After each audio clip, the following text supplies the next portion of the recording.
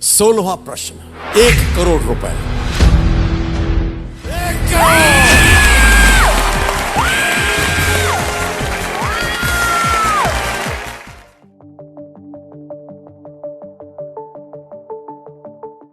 मैं हूं कविता चावला, कोल्हापुर महाराष्ट्र से, केबीसी 14 सीज़न की पहली करोड़पति, और आप मुझे देख रहे हैं इंडियन एक्सप्रेस पे।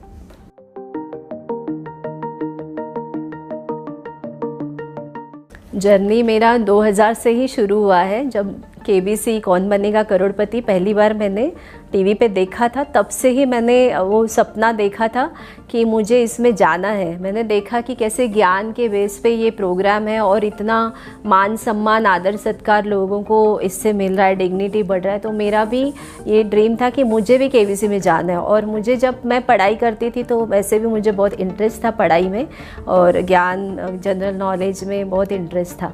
तो तब से लेकर मैंने सोच के रखा था मैं इसमें जाऊंगी, और मेरा सपना पूरा हो गया है।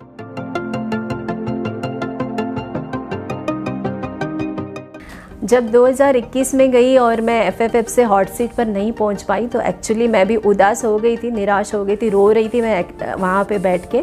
अमिताभ जी आए, मुझे बोला निराश मत होइए। मैं वो याद करके गई हूँ, और मैं सोचा मुझे फिर से कोशिश करनी है, निराश नहीं होना है। जो होता है अच्छे के लिए होता है, मैं इससे और बेस्ट करने के लिए मुझे फिर से रेडी होना है। और फिर से मैंने प्रिपरेशन चालू कर दी, रजिस्टर किया, मेरा सिलेक्शन हो गया, फाइनल कॉल आ गया।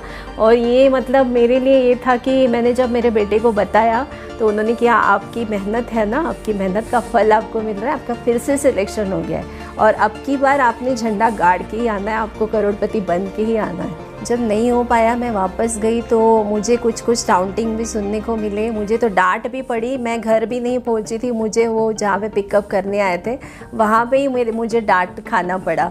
मतलब कि इतना बड़ा मौका मिला, इतना बड़ा चांस आप ऐसे ही छोड़ के आए, क्योंकि केबीसी में जाने वाली मैं पहली महिला थी मेरे एरिया से।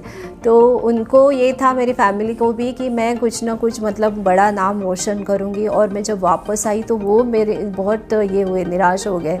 और जब फिर थोड़ा टाउटिंग भी हुआ कि सुना है आप करोड़पति बन के आए हो, मालूम था हम वापस आए।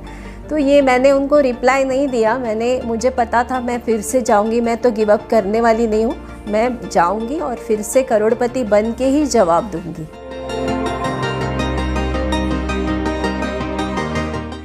मैंने घर पे बताया ही नहीं है एक्सेप्ट माई हस्बैंड, मैंने किसी को नहीं बताया है। मैं चाहती हूँ कि वो खुद टीवी पर देखें। सोमवार और मंगलवार 19 सितंबर 20 सितंबर को सोनी एंटरटेनमेंट टेलीविज़न पर रात को 9 बजे शो आ रहा है, आप देखिए, वो भी देखें तो उनको ज़्यादा मज़ा आएगा, इसलिए मैंने बताया नहीं है, उनके लिए सरप्राइज़ रखा है।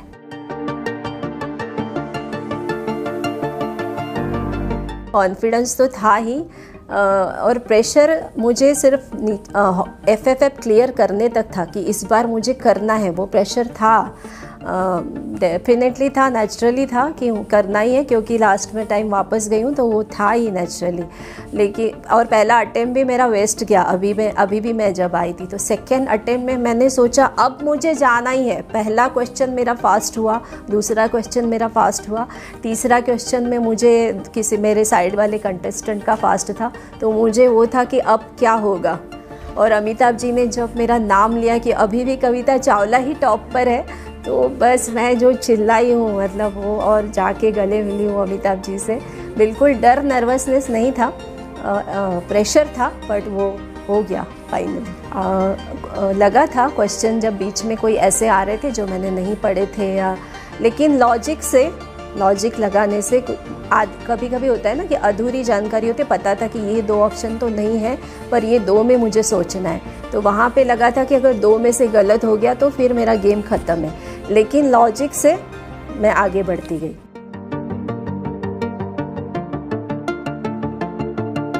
अमिताभ बच्चन जी एक ऐसी पर्सनालिटी है ना, मतलब मैंने कभी लाइफ में ऐसी पर्सनालिटी नहीं देखी, इतनी बड़ी महान हस्ती होके ज़रा भी, मतलब उनको शेष मात्र बोलते हैं ना, एटीट्यूड, अभिमान, ऐसा नहीं है, बिल्कुल हम्बलनेस है।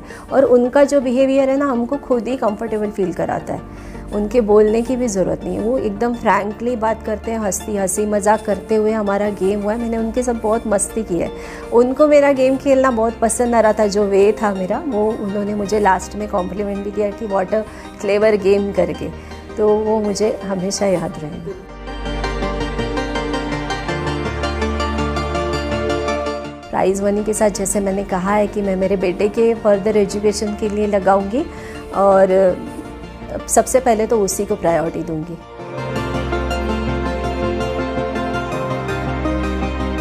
एजुकेशन तो इम्पॉर्टेंट है ही, इसमें कोई दो राह नहीं है। एजुकेशन ज़रूरी है, महिलाओं के लिए तो ज़रूरी है ही। जो महिलाएं नहीं पढ़ पाती हैं और जो पेरेंट्स नहीं पढ़ाते हैं, मैं उनको यही कहूँगी कि लड़कियों को पढ़ाइए, लड़कियां भी नाम रोशन करती हैं।